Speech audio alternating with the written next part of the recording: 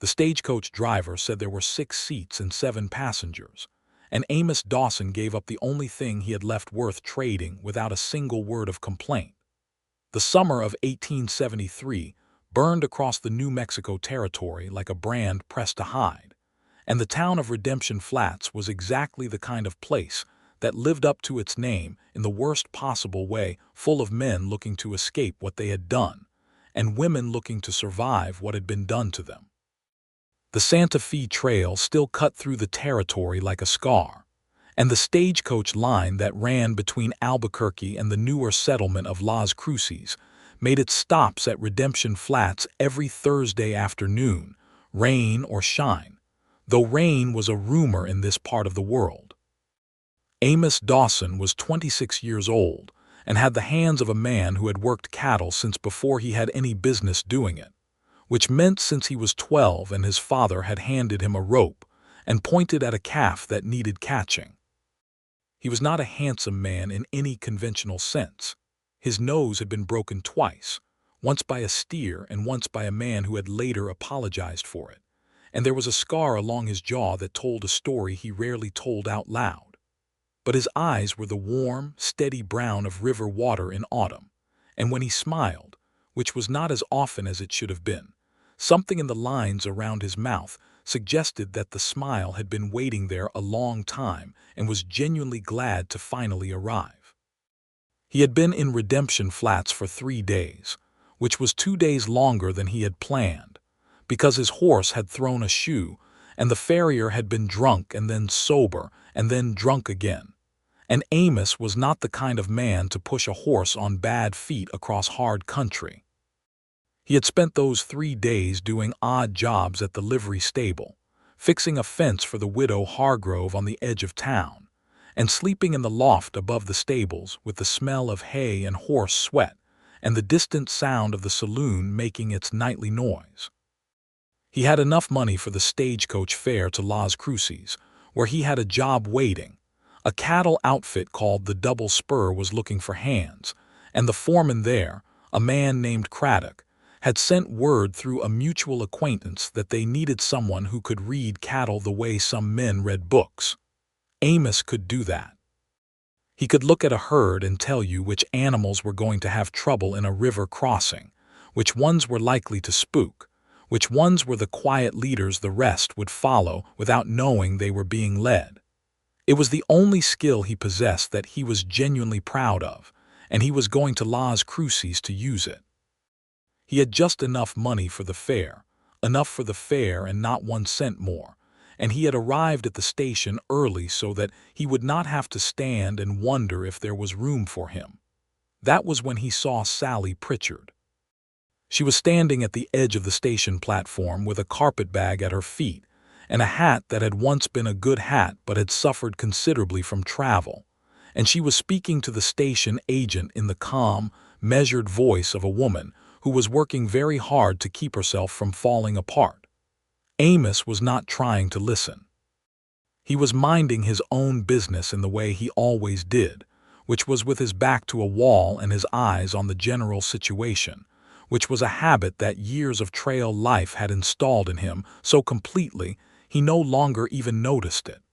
But the station was small and voices carried, and he heard what she was saying. She was 37 cents short of her fare. The station agent, a wiry man named Dobbins who had the permanent expression of someone who had just smelled something unpleasant, was unmoved. The fare was the fare. It had always been the fare. He had not set the fare. He simply collected it. If she was 37 cents short, she was 37 cents short, and she could either come back with the full amount on the following Thursday or she could find some other way to get to Las Cruces, because the stage was full and had exactly 1 seat remaining, and there were other people waiting who had the full fare in their hands. Sallie listened to this without interrupting. When he finished, she reached into her carpetbag and produced a small leather purse that she turned completely inside out to demonstrate, with a dignity that made Amos's chest do something uncomfortable, that there was nothing left in it. She told the station agent that she was traveling to meet her sister, that her sister was expecting her, and that she had come a very long way already and was quite tired and would appreciate any consideration he might extend. Dobbins extended no consideration. Amos stood up from the bench where he had been waiting and walked to the window. He did not let himself think about it too much, because he had learned long ago that if he thought too much about things that needed doing, he ended up talking himself out of them, and that was no way to live.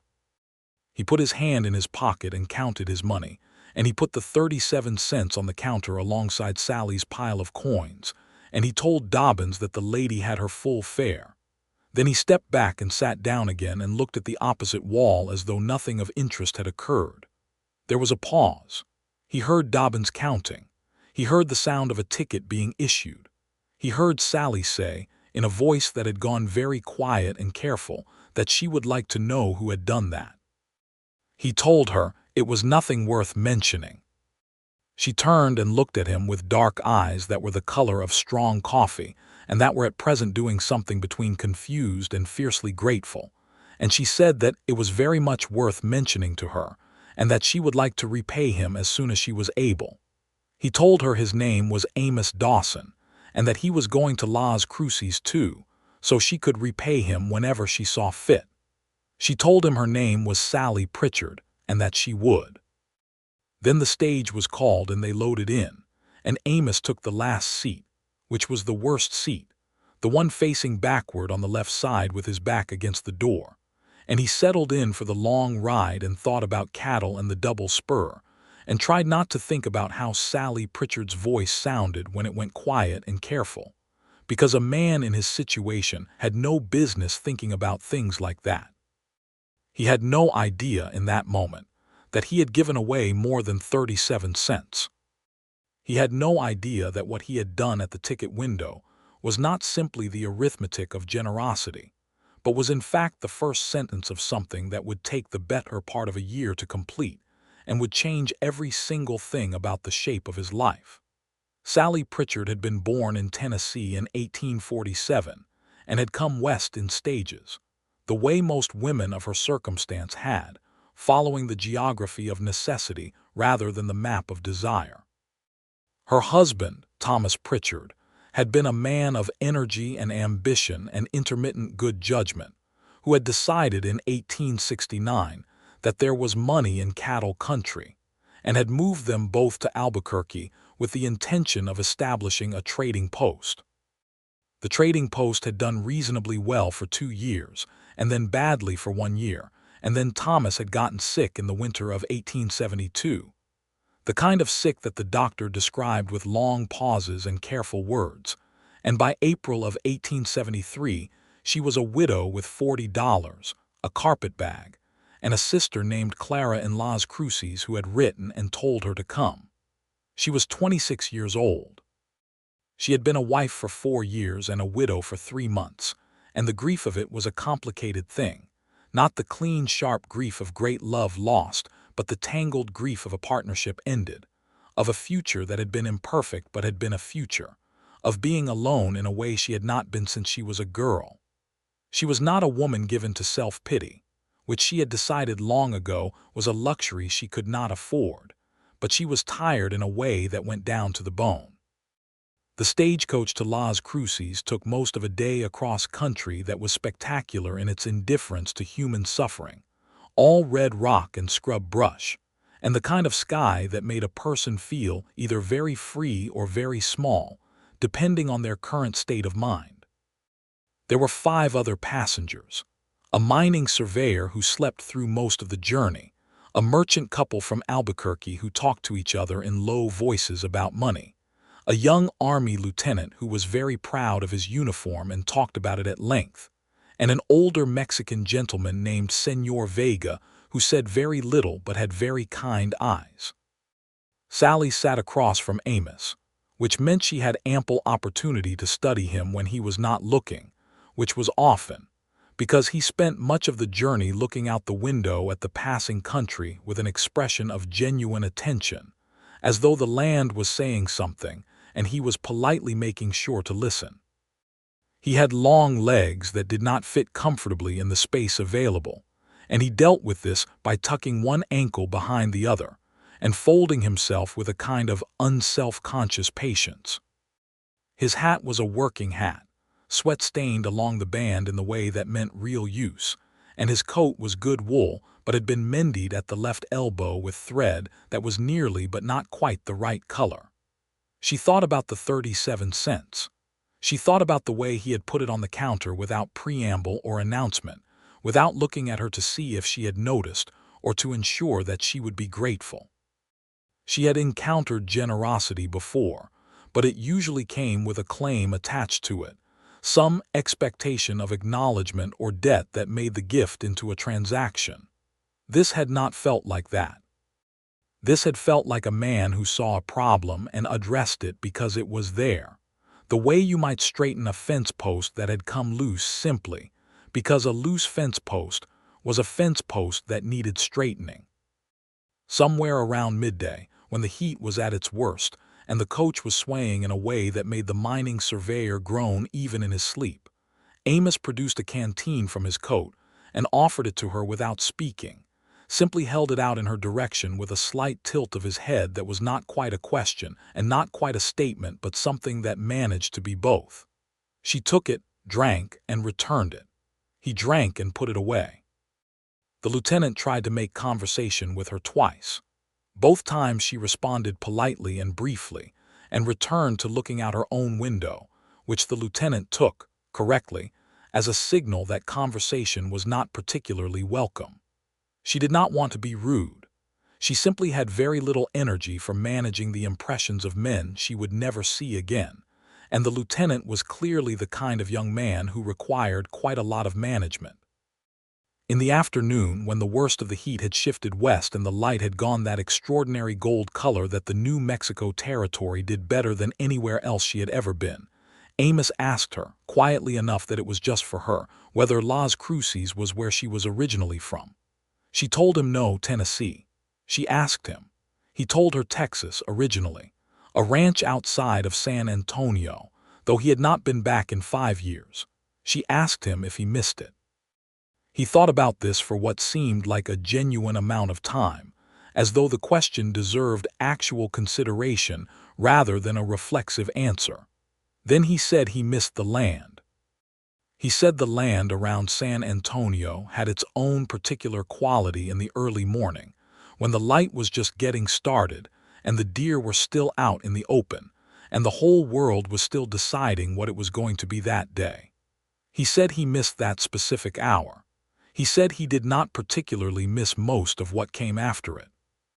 She understood that there was something in what came after it that he was not telling her about, and she did not ask, because there were things in her own story that she was not telling either, and it seemed fair to extend the same consideration she would want. They arrived in Las Cruces in the late afternoon, when the town was casting long shadows eastward, and the smell of supper cooking was starting to drift out of the windows along the main street. It was a town considerably larger than Redemption Flats, with a proper hotel and 2 mercantile stores and a bank and a school that had been built the previous year, and a collection of adobe buildings that stepped up the hillside in a way that Sallie found unexpectedly beautiful, all warm pink and amber in the late light. Clara was waiting at the stage stop. She was 2 years older than Sallie, rounder and louder, and deeply married to a man named Foster who ran a feed store and was reliably kind and reliably boring. And when she saw Sallie, she made a sound that was somewhere between a sob and a shout, and wrapped both arms around her right there on the public street without any self-consciousness whatsoever. Sallie held onto her sister and breathed. When she straightened up and turned around, Amos was collecting his saddlebags from the box on top of the stage, and he had already started walking in the direction of, she assumed, wherever it was that a cowboy without a horse went in a new town. She called his name. He stopped and looked back. She told him that she was going to repay him. She asked him where he would be staying. He told her the most likely option was the Cattleman's Hotel on the north end of the main street, at least until he could get out to the double spur. He said it with a kind of offhand practicality, as though hotel rooms were not the sort of thing that required any particular arrangement but simply presented themselves when needed. She told him she would find him there. Clara looked between the two of them with the expression of a woman who was already composing something in her mind that she intended to say later in private, and Sallie took her arm and they walked the other way, and Sallie told her sister that it was not what she was thinking. Clara said she was not thinking anything. Sallie told her she certainly was. Clara asked how she knew what she was thinking. Sallie told her she had known what she was thinking since 1855, and she was not likely to stop now. Clara laughed. Sallie laughed too, and the laughing did something loose in her chest that she had not expected, like the first thaw crack in winter ice, and she kept walking with her hand in her sister's arm and tried not to wonder what Amos Dawson was doing at this exact moment. He was, in fact, standing in the lobby of the Cattlemen's Hotel and calculating whether he could afford 2 nights or one, and had concluded that it was going to be one, and that he would need to get word to the Double Spur tomorrow morning to see if someone could come in with a horse for him, because he could not very well start a job as a cattle hand without a horse. His own horse, a solid roan named Senator, was still in Redemption Flats until the farrier had finished the shoe, and Amos had arranged for the horse to be brought along with the next supply wagon heading this direction, which was expected in 4 days. 4 days in a town where he knew no one, with money enough for 1 night in a hotel, and the remainder of this week's expenses accounted for but nothing luxurious. He ate supper at a small restaurant near the hotel that served beans and corn bread and coffee that was bitter enough to convince him it was doing something useful, and he sat at a corner table and ate slowly and watched the town through the window.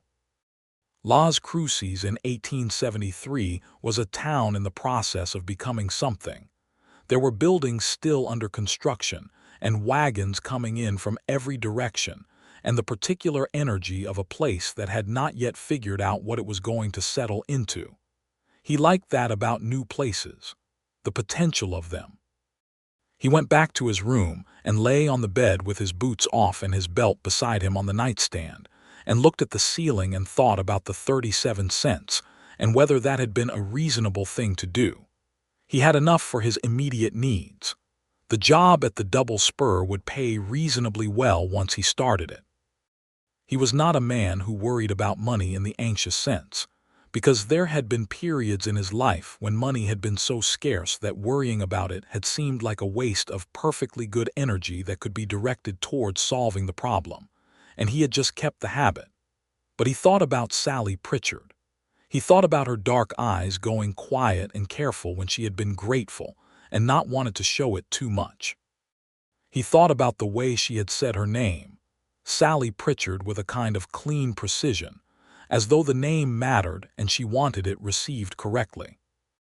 He told himself to stop thinking about her because she was a woman with a sister and a life in Las Cruces, and he was a cowboy with a horse in Redemption Flats and a job starting next week, and the math of that did not add up to anything worth pursuing.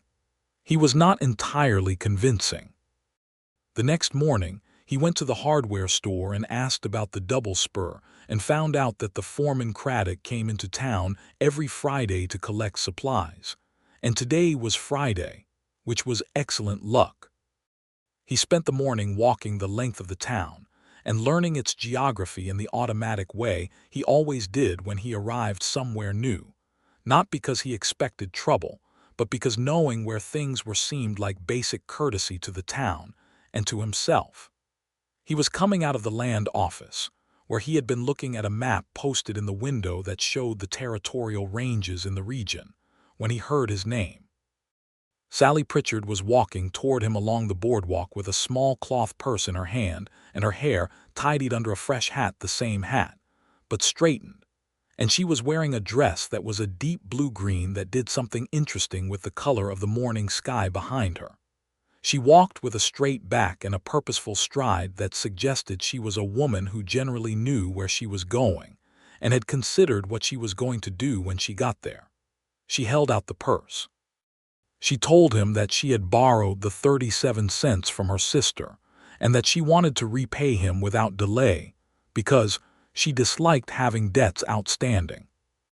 He took the coins because declining them would have embarrassed her, and he could see that clearly. He thanked her. She asked him if he had found his accommodations satisfactory. He told her the bed had been horizontal and the roof had been waterproof, which was his general criteria. Something crossed her face that was close to a smile but had not quite committed to being one. She asked him if he was going to the double spur right away.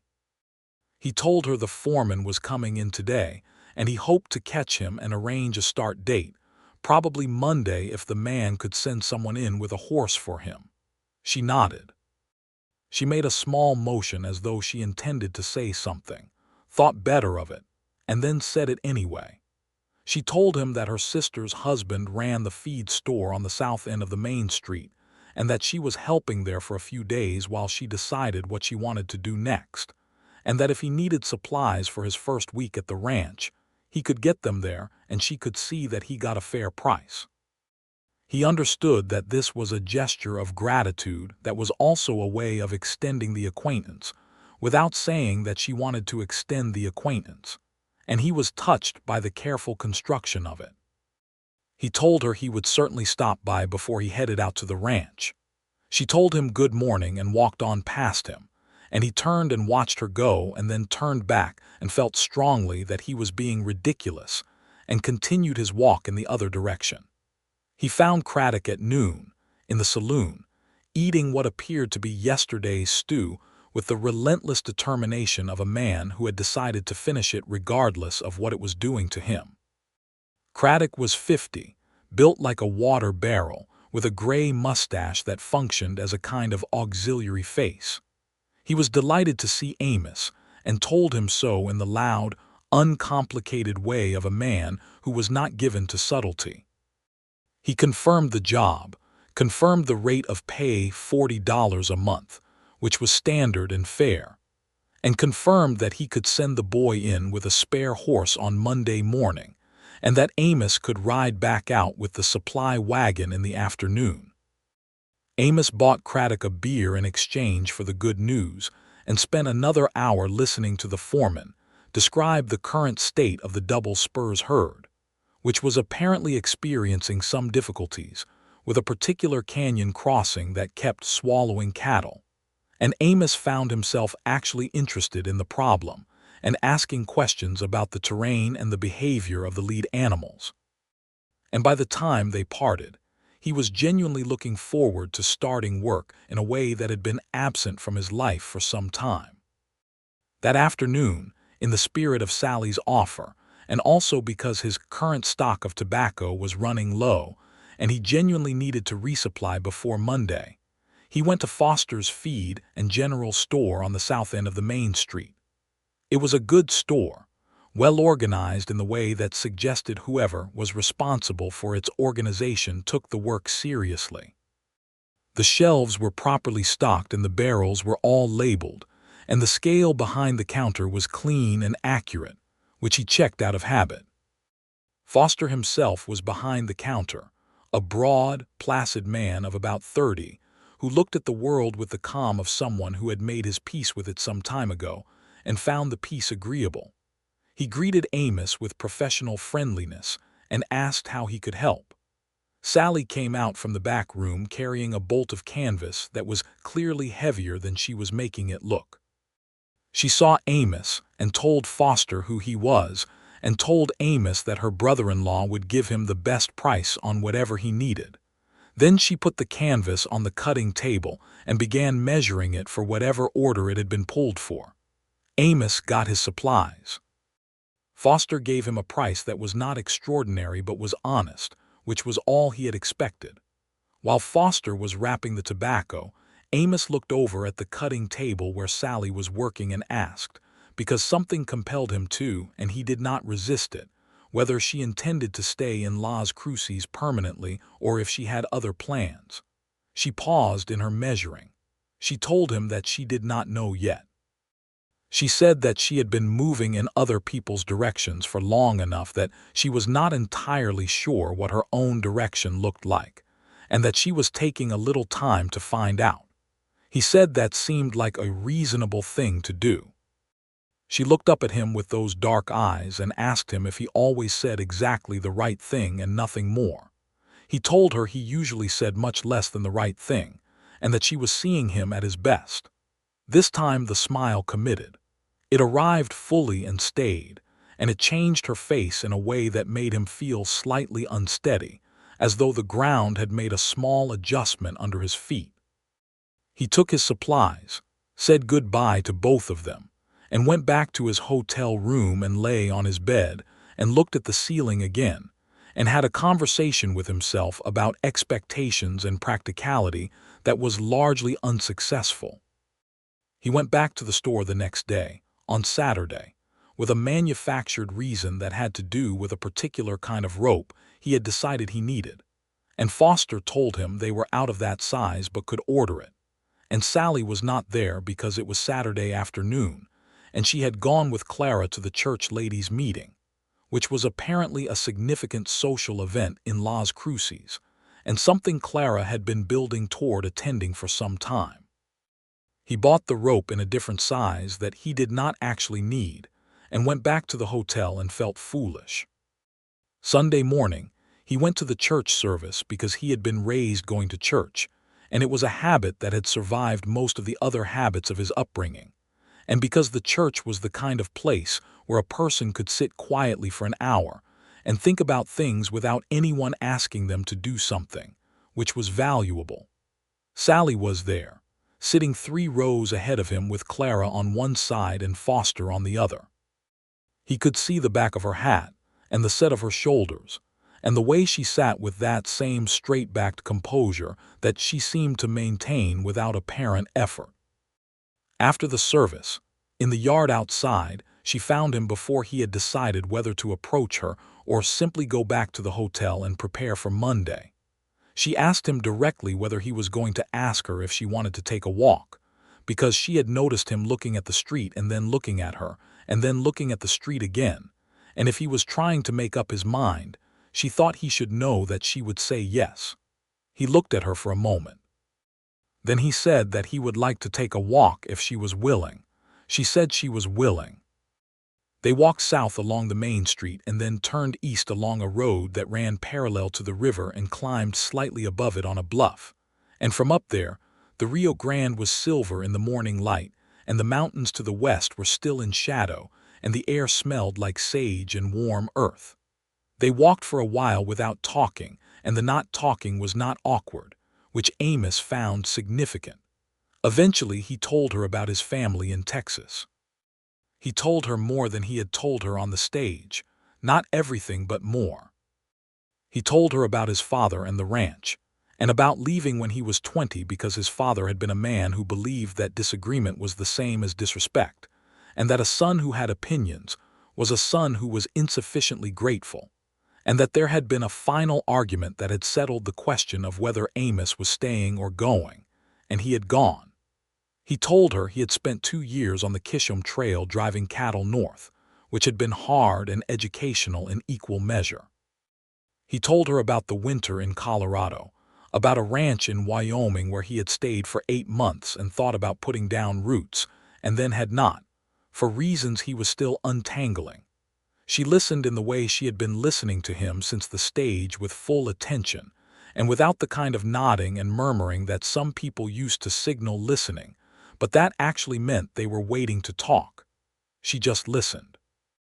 When he finished, she was quiet for a moment, and then she said that she thought it took courage to choose your own direction when the one you had been given was wrong for you, even if it did not feel like courage at the time. She said it felt like it should feel like courage, and it usually just felt like being impossible to live with. He said that was exactly right. He said that was more precisely right than anything he had been able to say about it. Then she told him about Thomas. She told him the outline of it first, and then, because he listened the same way she did, the interior of it too. She said Thomas had been a good man in many ways, an ambitious man, a man who had made her laugh, a man who had been genuinely kind to her most of the time. She said the marriage had been chosen as much by circumstance as by love in the deep sense, that she had been 22 and he had been 25, and they had known each other for 6 months in Nashville, and the arrangement had seemed sound and had generally been sound, but that she had sometimes, lying awake in the quiet of the night, wondered what it would feel like to be chosen rather than to be a suitable choice. She stopped herself then, as though she had said more than she had intended, and looked out at the river. Amos looked at the river too. He thought about what she had said very carefully, the way you thought about something that was delicate and mattered. Then he said, without looking at her, that he thought she deserved to be chosen. He said it plainly, the way he might note that the river was wide or that the mountains were tall, as though it were simply a fact of the landscape that needed acknowledging. She did not say anything for a moment. Then she said thank you quietly in that voice that went careful when something mattered. They walked back to town slowly. At the corner where they needed to go different directions, she turned to him and said that she hoped Monday went well at the double spur and that she meant it. He told her it had been a good walk. She said it had been a very good walk. He tipped his hat and went one way, and she went the other, and he walked the 3 blocks to his hotel feeling as though the world had shifted slightly on its axis, and everything looked very slightly different than it had that morning. Monday morning, the double spur's hand came in with a spare horse, a dun mare that was not Senator but was solid and willing, and by noon Amos was riding out of Las Cruces on the supply wagon with Craddock and a hired hand named Peso, who had the happy disposition of a man who had recently resolved all his outstanding problems. The double spur was 18 miles east of Las Cruces, up into the dry foothills, and they reached it by late afternoon, and Amos saw the ranch spread out below him as they came over the last rise and thought that it was a good piece of land, well chosen, the kind of geography that understood its own purpose. The next 3 weeks were weeks of hard work, which was what he needed and also what he was good at. The canyon crossing problem turned out to be exactly as interesting as Craddock had described, and Amos spent 4 days studying it before he proposed a solution that involved moving the crossing point 40 yards upstream, where the banks were lower and the water ran shallower. And the first trial run with 30 head of cattle confirmed the idea, and Craddock clapped him on the shoulder with the force of a man who had no idea of his own strength and said he had known. He had absolutely known that this was the man for the job.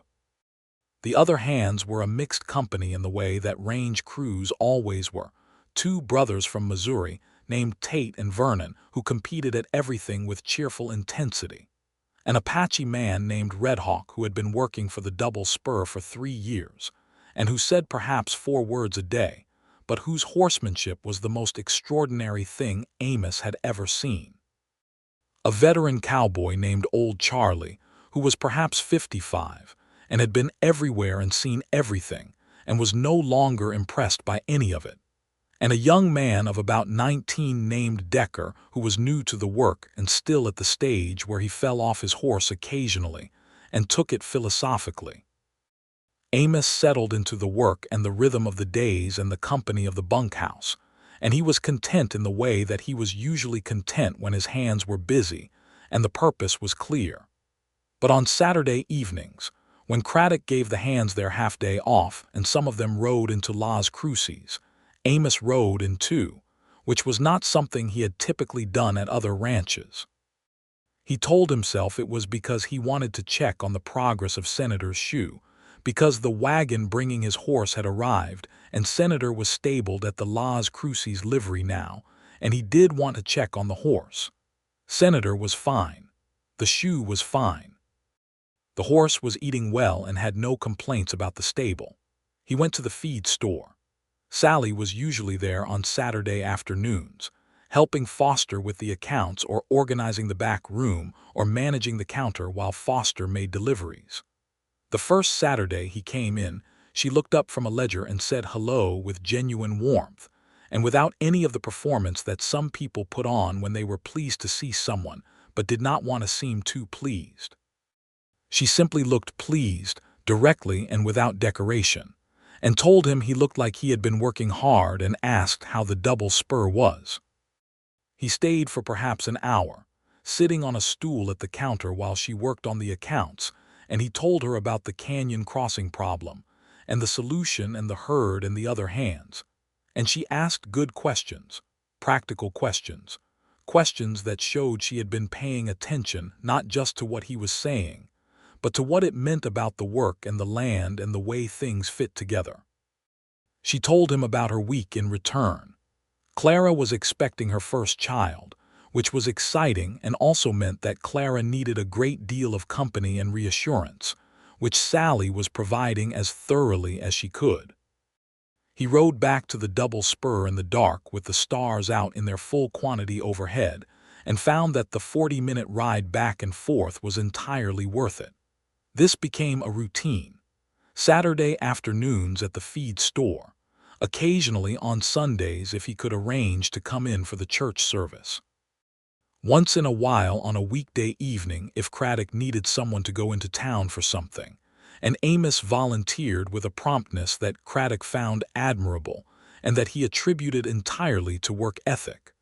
By the end of August, they had walked along the river bluff 3 more times. By mid-September, she had told him about her childhood in Tennessee, about the farm outside of Nashville where she had grown up, about her mother who had died when Sallie was 14 and her father who had been a quiet man who expressed affection through practical assistance rather than words. She told him about the books she had read. She had read extensively and widely, which surprised him only for a moment before it stopped surprising him entirely, because it was entirely consistent with her and about her opinion of them. He found that she had very decided opinions about books, as she did about most things, but that she expressed them with a kind of thoughtful humility that made it clear she had arrived at the opinions through actual consideration rather than received wisdom. She had read George Eliot. She had strong feelings about George Eliot. She had also read Cooper and found him less interesting than his reputation suggested, and she had told the minister this in the course of a conversation about literature, and he had looked as though she had said something physically surprising. Amos had not read much, which he told her with some embarrassment. She said that was what the future was for.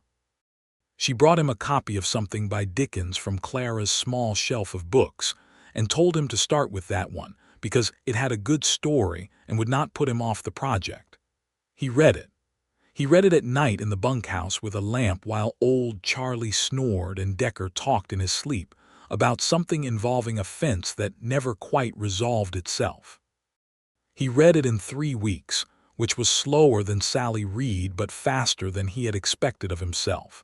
And when he came in the next Saturday and told her he had finished it, she put down the ledger and turned around on her stool and said, "Well, what did he think?" They talked about it for an hour and a half.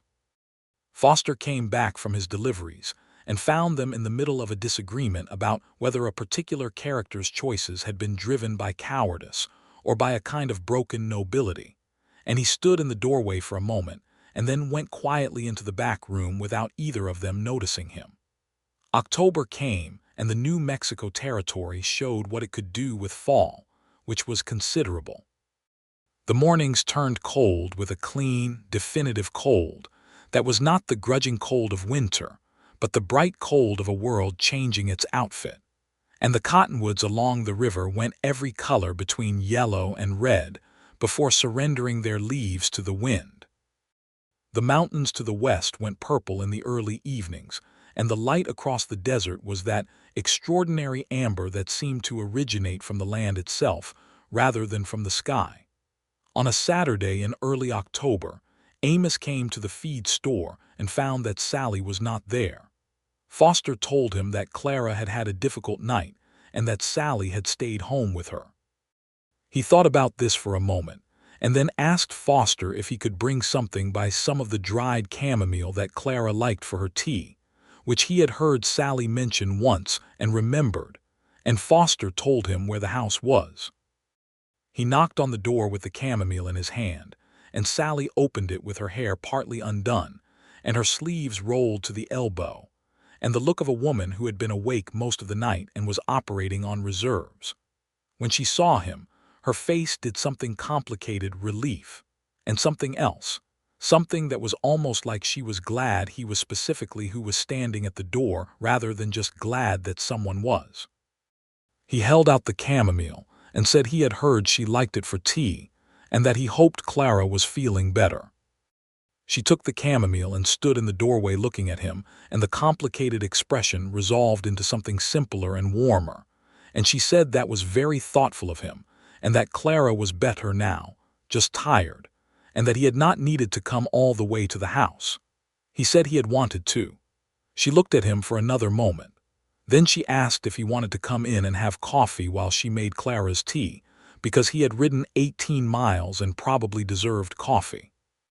He came in and sat at the kitchen table, and she made Clara's tea and brought it to her, and came back and made the coffee, and they sat across from each other at the kitchen table in the quiet of the house, and talked for a while in lowered voices because Clara was resting. And it was the most domestic, unhurried hour Amos had spent in years. And he was aware, with a kind of soft and startled clarity, that he did not want it to end. She seemed aware of something too, because when he stood up to go, she stood too, and they were on the same side of the kitchen table somehow, only a few feet apart, and she looked up at him with those eyes, and the morning light was coming through the kitchen window, and she said his name once, just his name, and he reached out and tucked a loose strand of dark hair back behind her ear very gently, because he could not think of a single reason not to. She did not step back. He did not lean forward, because she had been widowed for 6 months and she was in the middle of deciding what her own direction looked like, and he was not going to be a man who pushed when the season for it had not yet arrived. But he held her gaze for a moment and hoped that she could see, in the steady warm brown of his eyes, what he was not saying yet. He thought she could. He rode back to the double spur in the bright October morning and felt as though the 40-minute ride was the shortest 40 minutes of his life. November was when things became more defined. It happened gradually and then all at once, the way most important things do. It was a Sunday, and he had come into Las Cruces for the church service, and afterward he and Sallie walked the river road in the cold November air with their breath making small clouds and the Rio Grande running low and clear in its banks. And he told her, because he had been thinking about it for 2 months and had reached the point where not saying it was beginning to feel dishonest, that he had never in his life met a woman he wanted to go on talking to indefinitely, and that he wanted to with her. She stopped walking. She turned and looked at him. He looked back. She told him that she had not been looking for this. She said she had come to Las Cruces to rest and to figure out her own direction, and that this had not been part of any plan she had made. He said he understood that, and that he had not planned it either. He said he was not asking her to plan anything. He was just telling her what was true for him, so that she would know it. She was quiet for what felt like a long time but was probably 30 seconds. Then she told him that she had thought, in the early days of being a widow, that she would not feel this particular kind of thing again for a very long time, perhaps not ever, and that the feeling had been appropriate to where she was. She said that what she felt now was something she was still figuring out, but that she could say with certainty that the Saturday afternoons at the store had become the part of her week that she looked forward to most, and that when he was not in Las Cruces, the town was a different quality of quiet than when he was, and that she thought he should know that too. He took her hand. Her hand was cold from the November air, and he wrapped both his hands around it and held it the way you hold something valuable that you have been trusted with. She looked at their hands and then looked up at him and said that she was not sure yet about the rest of it, and that she needed him to know that. He said he could work with not sure yet. He said not sure yet was more than he had expected and more than he deserved at this particular point, and he was grateful for it. She laughed at that, the full laugh, the one that had been suggested by the smaller one on the stage and finally arrived in its complete form, and it was a laugh that made the cold November air feel slightly warmer, and Amos held her hand and thought that whatever happened next, this moment was worth everything that had come before it. December brought Clara's baby, a boy born on the 14th, strong-voiced and opinionated from the very first hour, whom Clara and Foster named William after Clara's late father. Sallie sat up through the long night of the labor and was there when the baby arrived, and she held him in the early morning with the new light coming through the window of the bedroom and the smell of wood smoke and new life in the air, and she felt something shift in her that she had been resisting shifting for months. She thought about Amos. She thought about the way he held her hand on the river road, and about the way he had tucked her hair behind her ear in the kitchen. And she thought about the fact that she had spent most of her adult life doing what was reasonable and suitable and what the shape of her life required. And that here, in this new town with her sister's baby in her arms and a future that was genuinely open in a way it had never been, she might be allowed to want something. To choose something for no better reason than that it was good, and she wanted it. When Amos came to the store that Saturday and heard the news about the baby and smiled with genuine delight, because he liked Clara, he had come to like Clara very much in the past months. She was noisy and kind and completely without artifice. Sallie waited until Foster had gone into the back, and then she said to Amos, directly and without decoration, in the same way that he had told her what was true for him on the river road, that she was no longer not sure. That she thought she might have moved to something surer than that. He put down the bag of tobacco he had been examining and looked at her very carefully to make sure he had understood correctly. She said that she thought she had been sure for longer than she had admitted to herself, and that she was admitting it now. He came around the counter.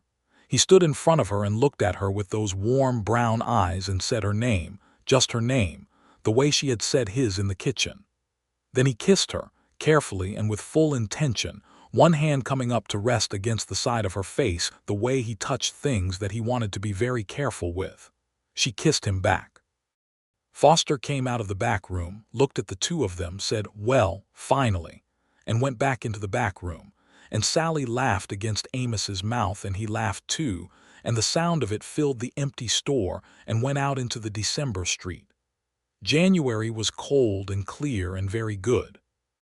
Amos rode in from the double spur on Saturday afternoons with Senator, his own horse, the roan that knew the road now and needed almost no direction, and he spent the afternoons with Sallie and the evenings with her and Clara and Foster and the baby William, who had opinions about everything including the cat and the lamp and the particular sound the stove made when the fire was catching. Amos held the baby with the competence of a man who had been around the practical requirements of life long enough to understand that babies needed holding, and Clara watched this with the expression of someone whose opinion had already been formed and confirmed. One Saturday evening in late January, after supper at Clara and Foster's table, Amos asked Foster if he could speak to him privately. They went out onto the back porch in the cold. Amos told Foster what his situation was, his pay at the double spur, his savings, what he could reasonably expect in the next year. He said that he intended to ask Sallie to marry him and that he was not asking permission, because she was a grown woman who made her own decisions, but that he was asking Foster's blessing because Foster was the closest thing to family that Sallie had in Las Cruces besides Clara, and because he wanted to do things properly. Foster was quiet for a moment, looking at the January sky. Then he told Amos that anyone who had come to the house with chamomile for a sick woman before he had any formal reason to be thinking about her welfare had already told him everything he needed to know, and that he had his blessing completely and without reservation. He asked Sallie on a Sunday in early February, on the river road where they had first said the real things to each other, with the winter light making the river silver and the mountains blue-gray in the distance. He did not have a ring yet. Rings required money he was still accumulating, but he told her that, and said the ring would come when he had saved properly for it, because she deserved a real ring and not a rushed one. She told him she had not said yes yet. He told her he was aware of that. She looked at the river for a moment, then she looked at him. She said that yes, she would marry him, and that she did not need the ring right away, and that she thought he was the best man she had ever known, and she did not say things like that unless she meant them. He told her he meant to be always the best man for her specifically, and that he would spend whatever time they had working at it. She took his face in both her hands and looked at him steadily, and then kissed him with a thoroughness that was both an answer and a statement, and he thought his heart was going to come right out of his chest with the force of what he felt. They were married in April, in the church in Las Cruces, with Clara and Foster and baby William, and Craddock from the Double Spur and old Charlie and Red Hawk and Decker, and the Tate brothers all present. Sallie wore a dress that Clara had helped her make from fabric they had chosen together at the Mercantile. A soft ivory wool with buttons that Sallie had brought all the way from Albuquerque in the bottom of her carpet bag, kept there for no particular reason she had been able to name at the time. The minister said the words, and they said the words, and Amos put the ring on her finger, a good silver ring with a small turquoise set in it, because turquoise was this territory's stone, and they were this territory's people now. And the church was full of the smell of the April flowers that Clara had arranged on every available surface. When the minister said Amos could kiss his bride, he did, and the assembled company made the kind of noise that assembled companies make at weddings, and Sallie laughed and Amos smiled his waiting smile, and old Charlie, in the back row, blew his nose loudly into a bandana and told Decker it was the dust, which Decker accepted politely.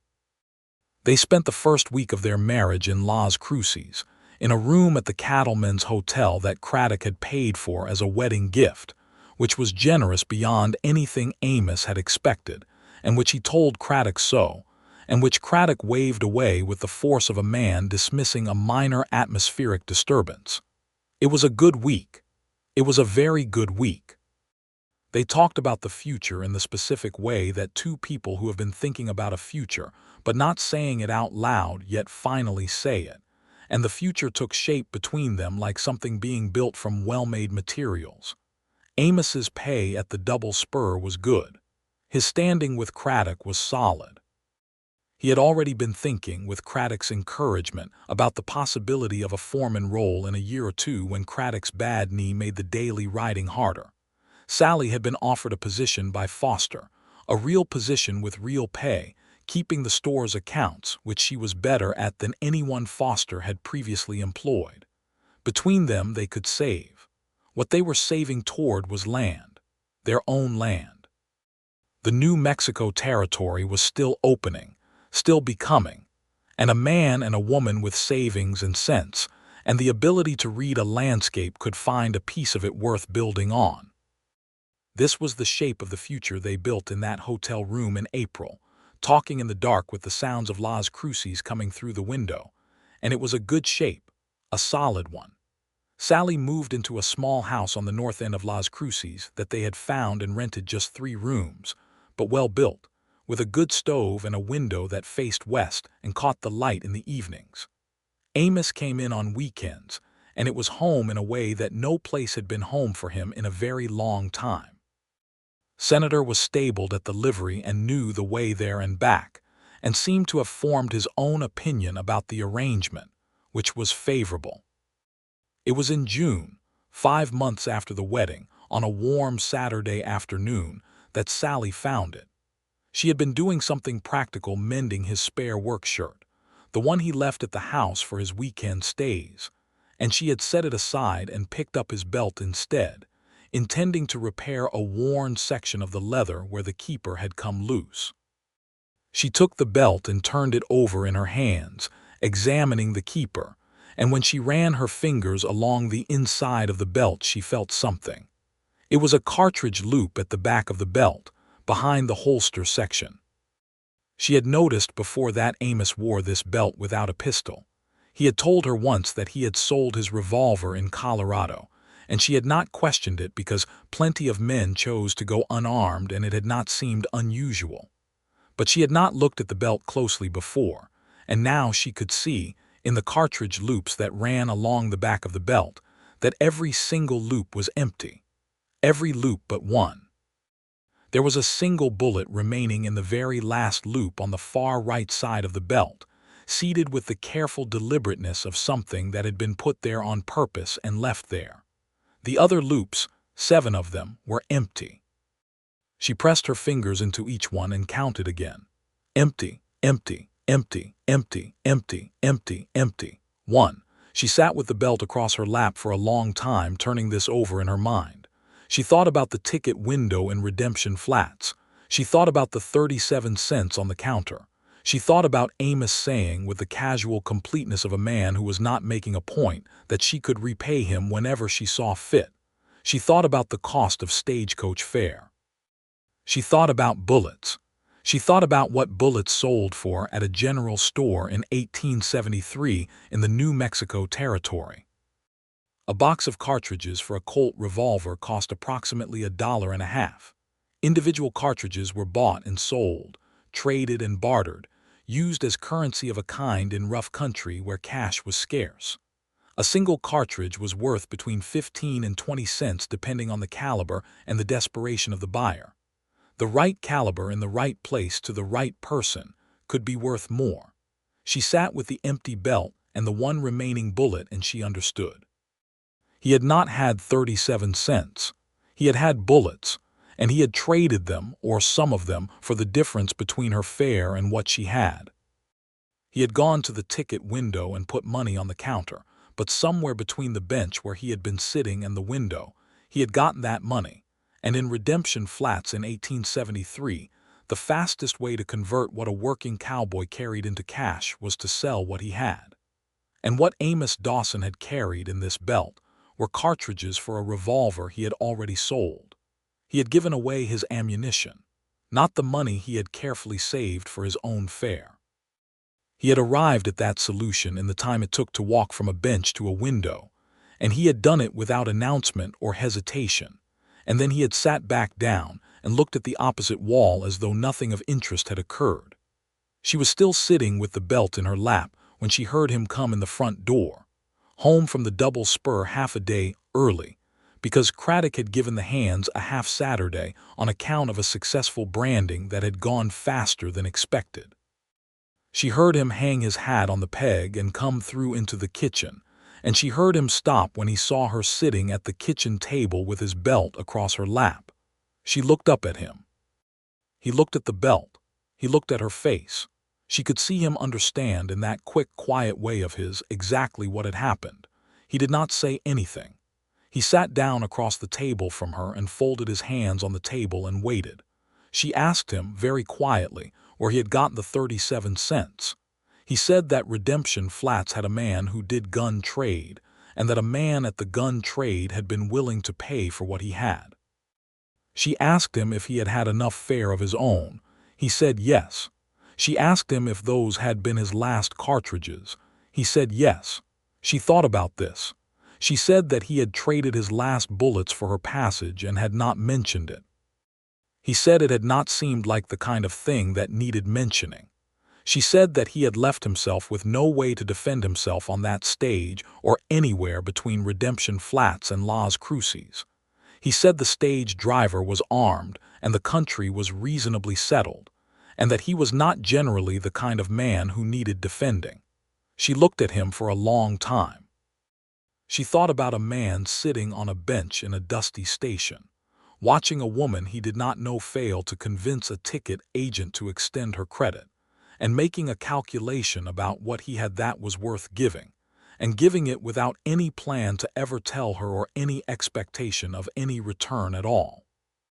She thought about him sitting on that backward-facing seat for the whole journey with a gun belt that was empty except for one bullet which he had kept. She now understood, not out of sentiment, but because one bullet was more than nothing, and a man alone in rough country did not leave himself with less than one option. She put her hand on the belt, on the single remaining cartridge, and pressed her palm flat against it. She said, in the careful, quiet voice that she used for things that mattered, that she did not know how to tell him what it meant to her. She said she had been considering it for the past quarter hour and did not have words large enough for what she felt when she looked at those empty loops. He said it had not been a great sacrifice. He said he was not the kind of man who was comfortable accepting. She told him that she was going to stop him right there. She told him that she was not going to let him reduce this to nothing. She told him that a man who sees a stranger in difficulty and gives away the last of what he has in order to help her, with no expectation of ever being known for it, is not the kind of man who gets to wave it away as unimportant. She told him that she wanted him to know that she saw it, and that she had seen him from the very beginning, even when she had not known she was seeing, and that she was grateful not for the 37 cents but for the kind of man who spent them. He was quiet for a while. His jaw was doing something that suggested he was working very hard at something internal. Then he said that he was glad she was the woman at the window. He said that if he had known, in that moment in Redemption Flats, that the woman at the ticket window was going to become his wife, he would have given everything in his pockets and his coat as well. She got up from her chair and went around the table to him and sat beside him, very close, and took the belt and laid it on the table between them and put her hand over his hands. She told him that she loved him. He turned his hands over under hers and held them. He told her he loved her, with the directness and certainty of a man who had been waiting to say it until he was sure it would land correctly, and now he was sure, and it landed like rain on dry land. They sat at the kitchen table in their small house in Las Cruces in the June afternoon, with the western window making long gold rectangles of light on the floor. And after a while, she put her head against his shoulder and he put his arm around her, and they were quiet together in the way that people are quiet when they have said the most important things and do not need to add anything. The summer of 1874 was the summer they made their first serious plans about land. Craddock, whose knee had gotten significantly worse over the winter, and who had confided in Amos that he was considering selling his interest in the Double Spur and moving to Albuquerque where his daughter and her family lived, had offered Amos the foreman position with the understanding that the new owners, whoever they turned out to be, would likely want him to stay on. This was more money and more responsibility, and Amos took the offer and earned it every day. Sallie's work at the feed store had expanded into something more than accounts. She had a genuine instinct for the business of buying and selling, for understanding what the town needed and what the territory could provide, and Foster had come to rely on her judgment in ways that went beyond the original accounting arrangement. She suggested, carefully and with full presentation of the numbers, that a second Foster's store in the growing settlement of Doña Ana, 15 miles north, would be profitable, and Foster had looked at the numbers and agreed, and they were in the process of making it happen. Between them, by the fall of 1874, they had saved enough to look seriously at land. They found it on a gray October morning, riding out together on Senator, and a brown mare called Penny that Sallie had been riding since April when Amos had determined that a woman who spent time in ranch country needed her own horse, and had found Penny at a sale and brought her home with the casual practicality of someone who had considered the problem and solved it. They found it 22 miles northeast of Las Cruces, in a wide valley between two lines of hills, where there was a good permanent creek and a stand of cottonwoods, and about 400 acres of grassland that the current owner, an elderly man named Beaumont who was going east to live with his son, was willing to sell at a price that made Amos look at it twice to be sure he had read the figure correctly. They stood on the hillside above the valley and looked at it together. Sallie stood with her shoulder touching Amos's arm and looked at the grass and the creek and the cottonwoods and the specific quality of the sky above this particular piece of land, which was wide and clean and entirely its own. She asked him what he was thinking. He said he was thinking this was theirs if they wanted it. She said she wanted it. He said he wanted it too. They bought it in November. The paper signing was done at the land office in Las Cruces, and afterward they walked out into the November street with the deed in Amos's coat pocket, and Sallie took his arm, and he covered her hand with his, and they walked home to their small house as landowners, as people with ground beneath them that was theirs and no one else's. And this was a thing that Amos had not allowed himself to believe he would have, and Sallie had not known to want until she stood on that hillside and felt how right it was. They did not move immediately.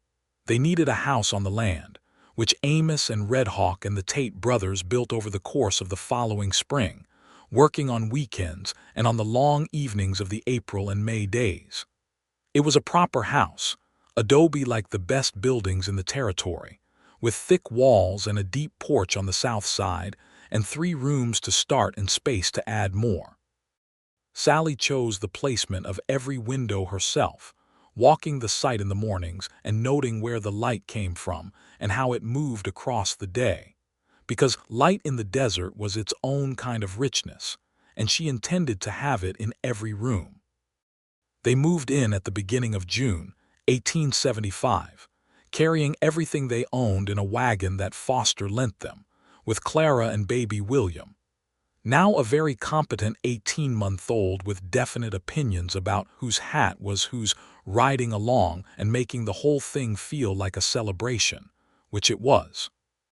The first night in their own house, with the wide New Mexico sky visible through the west window and the sound of the creek audible in the quiet, Sallie stood in the kitchen and looked around at the walls that were theirs, and the stove that was theirs, and the window with the stars in it that was theirs.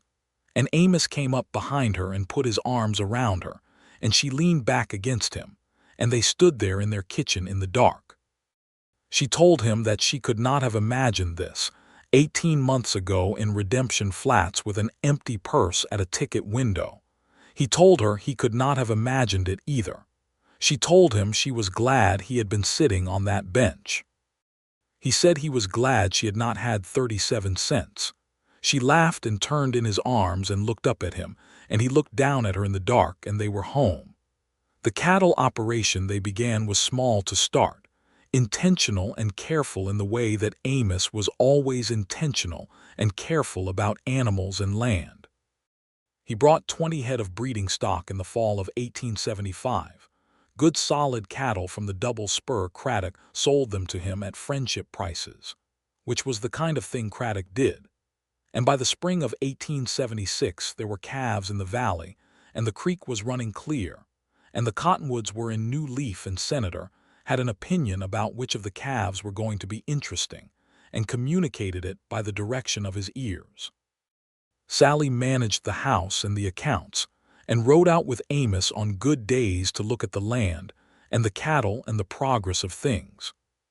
She had brought her books from Las Cruces and had put up a shelf for them in the main room, and the shelf had a lamp beside it and 2 chairs in front of the stove, and in the evenings they sat there and she read and he read. He was a committed reader now, had been since the Dickens, had since consumed further novels and a geological survey of the territory, and a collection of essays about cattle management that he had found at the land office and borrowed, and then bought because he could not stop thinking about it. In the winter of 1875, she told him one morning at breakfast, with the snow coming down outside the window in the gentle, unhurried way of desert snow, that she believed she was expecting a child. He put down his coffee cup very carefully. She looked at him across the table, and there was a question in her eyes, not about whether he was glad but about the degree of it, and whether the degree matched her own. He told her that he thought they were going to need the 4th room sooner than he had planned, and asked whether she thought they could have it built by June. She told him she thought that was a reasonable timeline. He got up from the table and came around and crouched beside her chair and took both her hands in his and looked at her with those warm brown eyes that were the first thing she had noticed about him, and told her, with the quiet and complete certainty that was his most essential characteristic, that he was very, very glad. She held his face in her hands and kissed him. The 4th room was built by May. Their son was born on the 19th of July, 1876, in the heat of the high summer, with Clara there, and a good doctor from Las Cruces who arrived with 2 hours to spare, and who afterward pronounced both mother and child entirely well, and was given coffee and a substantial breakfast by Amos, who had spent the night doing the thing that men in his situation did. which was making himself useful in ways that had nothing to do with what was actually happening and everything to do with the need to do something. They named him James. James Thomas Dawson, because Amos thought it was right to acknowledge Thomas Pritchard somewhere in the name of the first child, because Thomas had been part of Sallie's life, and whatever had been imperfect about their marriage, he had been a man who had cared for her, and she had grieved him honestly, and Amos was not a man who needed to erase what had come before. He thought it was decent. He thought it was the right kind of thing. Sallie heard the name and looked at him for a long time and said that he was a remarkable man. He said he was just trying to get the details right. She kissed him and held the baby between them, and outside the July window, the New Mexico sky was its impossible blue, and the creek was running, and the cattle were in the lower meadow, and the cottonwoods were full and green. James was a good-tempered, curious boy from the very beginning, with Amos's brown eyes and Sallie's decisiveness, and a combination of both their stubbornness that was going to be interesting when he got older. He took his first steps at 11 months, heading directly for Senator's stall, which was either a sign of character or of a very well-developed lack of self-preservation, and which Amos found delightful. The operation grew.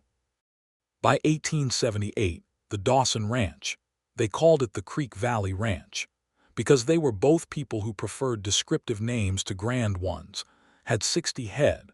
A hired hand named Malachi, who had come from Ireland 5 years previous, and who could work cattle and also fix anything mechanical with an inventiveness that bordered on philosophy, and a new pasture that Amos had fenced the previous summer. The land proved everything they had hoped it would be. The water table was reliable. The grass came back strong every spring. The cold winters were cold enough to discourage the worst insects and not so cold as to be punishing. And the light, as Sallie had observed from the very beginning, was magnificent. She continued her work on the Doña Ana store accounts, which she now managed entirely by mail and quarterly visit, because Foster had found that her system was better than his previous system, and he was not going to change it back out of stubbornness. She had also become, somewhat by accident, the person to whom several of the neighboring ranchers' wives came when they had practical questions about accounts, about land documents, about medical matters, because Sallie had borrowed 2 medical reference books from the Las Cruces doctor and studied them with the thoroughness she brought to everything, not because she intended to practice medicine, but because they were a long way from a doctor and knowing things seemed prudent. There were injustices in this territory, as there were everywhere in the West in those years, and Sallie and Amos were both aware of them and neither inclined to pretend otherwise. The Apache people of the region had been pushed progressively onto smaller and more difficult land by agreements that were made and broken with a consistency that required deliberate blindness not to see. Red Hawk, who had continued to work at the Double Spur and had become a genuine friend of Amos's, spoke of it directly and without rancor, which was a composure that Amos found humbling. The Mexican families who had been in the territory since before Texas independence existed in a complicated and often unjust relationship with the newer Anglo settlers, and the legal system did not always serve them equally, which was something Sallie remarked on whenever it presented itself to her attention, and she remarked on it to people who had the ability to do something about it, which was not nothing. She was not a woman who believed in quiet acquiescence to unfairness. She was also a woman who understood the practical limits of her position and worked carefully within the space that was available to her, but she worked at the edges of it consistently, and Amos supported this entirely, which was one of the many reasons she loved him as she did. In 1879, their daughter was born. They named her Ruth. She arrived in February, small and fierce, with Sallie's dark eyes and Amos's patience, which was an unusual combination that suggested she was going to be a very interesting person. James was 2.5 and had a considered opinion about the baby, which shifted over the first week from suspicious to proprietorial to deeply invested, and by the end of February, He had appointed himself her primary protector, which was touching and also occasionally impractical. By the time Ruth was crawling and James was saying complete sentences and Senator was getting older but still sound, the Creek Valley Ranch was a real thing. A working ranch with good land and solid cattle, and a house that had now 5 rooms and a deep porch where Sallie sometimes sat in the evenings with her book, while the sunset did its New Mexico extravagance across the western sky. And the children's voices came in from wherever they had been playing, and Amos came in from the pasture, with the particular walk of a man who has been doing physical work all day, and is satisfied with it.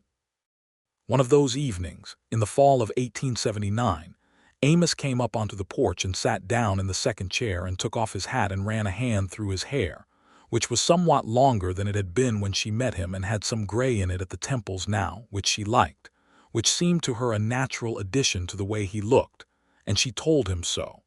He told her she was biased. She said that she was entirely biased and that it was a perfectly reasonable condition. He was quiet for a moment, looking at the last of the western light.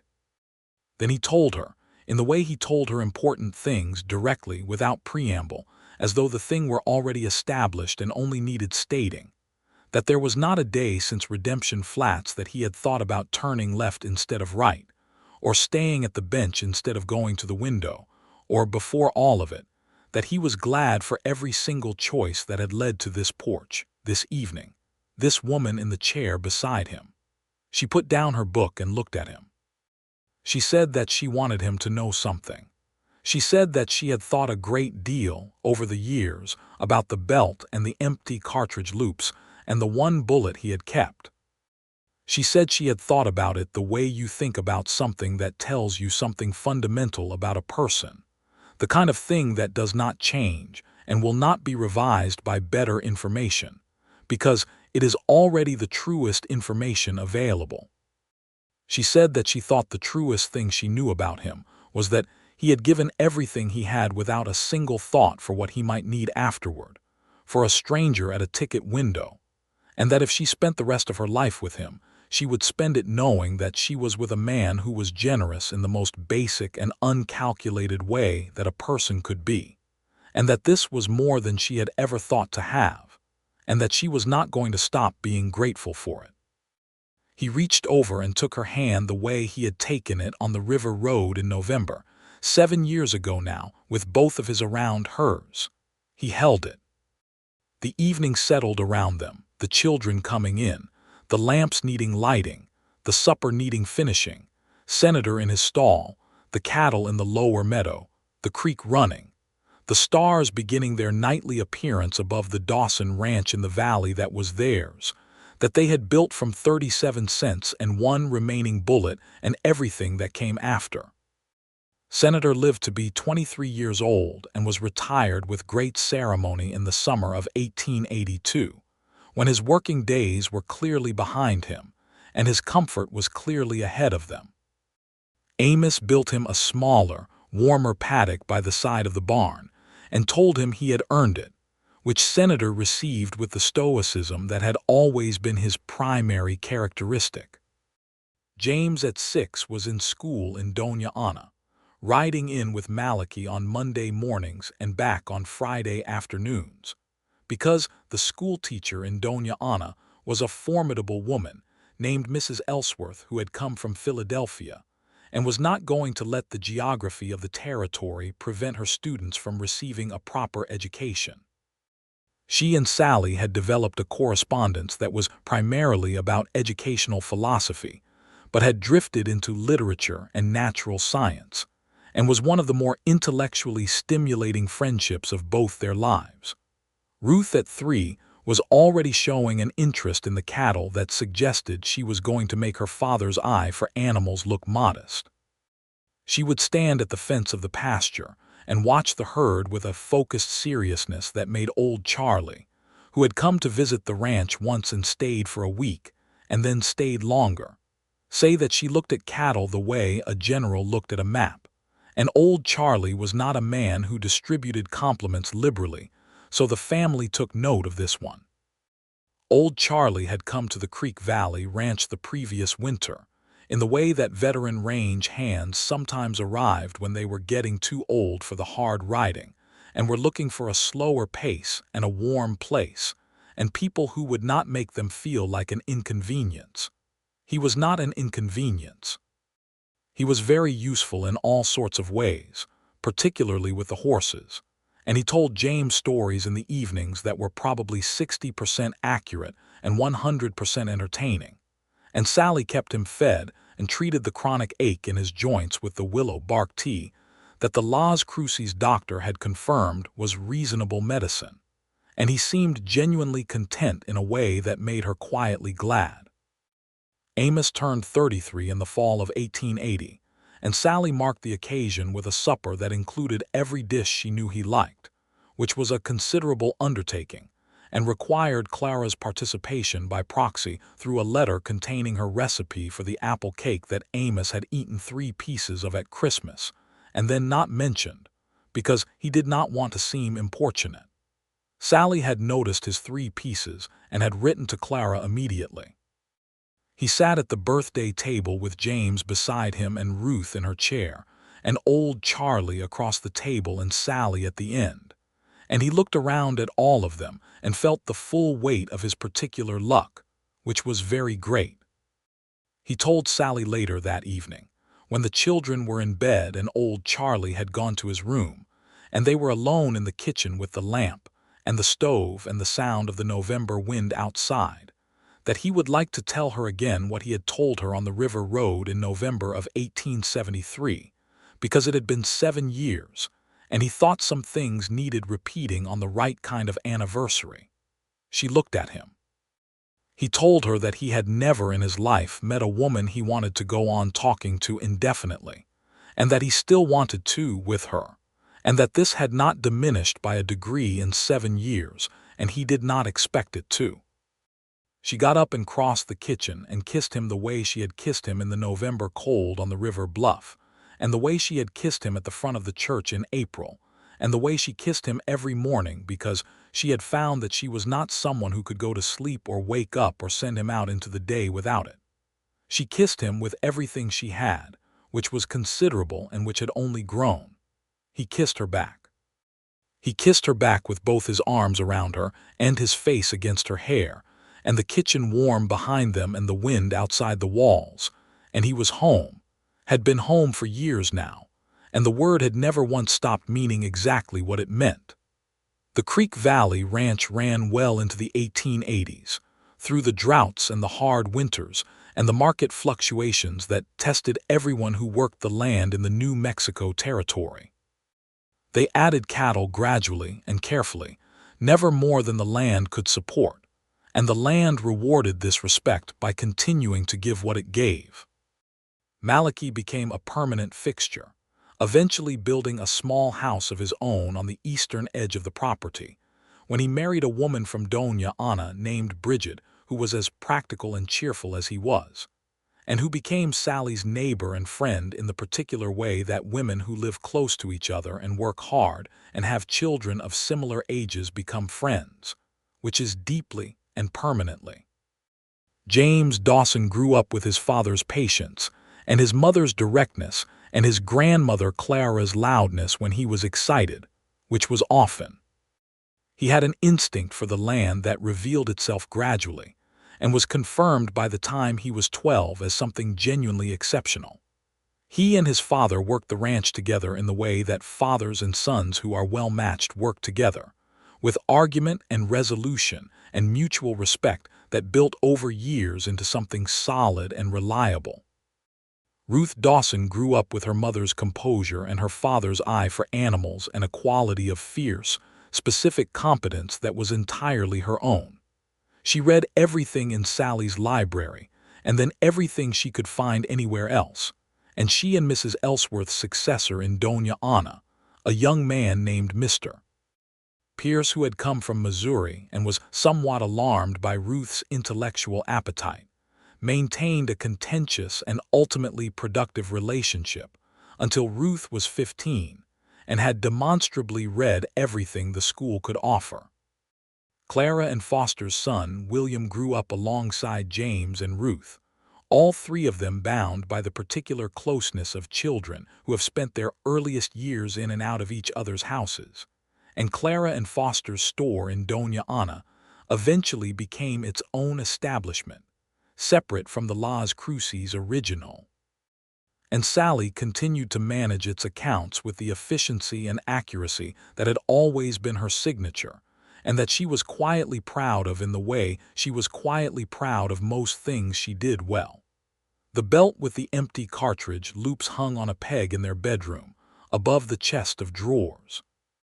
Sallie had put it there the day they moved into the ranch house, and it had stayed there through every move of furniture and every coat of whitewash and every change of the room. Amos had never commented on it.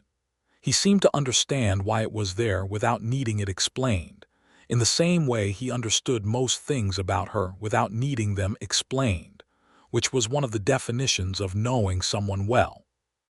One evening, years after the children had grown and the ranch had become what it had grown into, Sallie was in the bedroom and James was talking to his father on the porch about a decision regarding some new pasture fencing, and she found herself looking at the belt.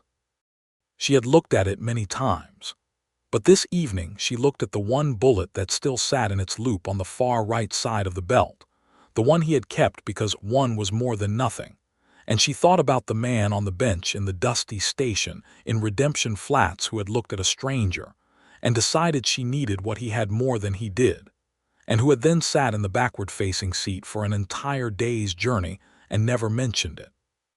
She thought about how love sometimes announces itself in speeches and gestures, and sometimes it announces itself in empty cartridge loops that a person does not discover until they are already in the middle of a life built from it. She touched the bullet. She could hear Amos's voice on the porch, patient and considered, the same voice it had always been, talking about pasture management with their son, and she stood in the evening bedroom in their house on their land and thought that she had been very fortunate to be 37 cents short at a ticket window in the summer of 1873, and that luck was sometimes the whole thing, and sometimes it was just the opening, and what you did with it was the rest. She went out to the porch. Amos looked up from the conversation, and his face did what it always did when she appeared, which was a small, specific brightening that was not for anyone else's benefit, and not about anything other than the simple fact of her, and she thought she would never get entirely used to it, and that this was exactly right.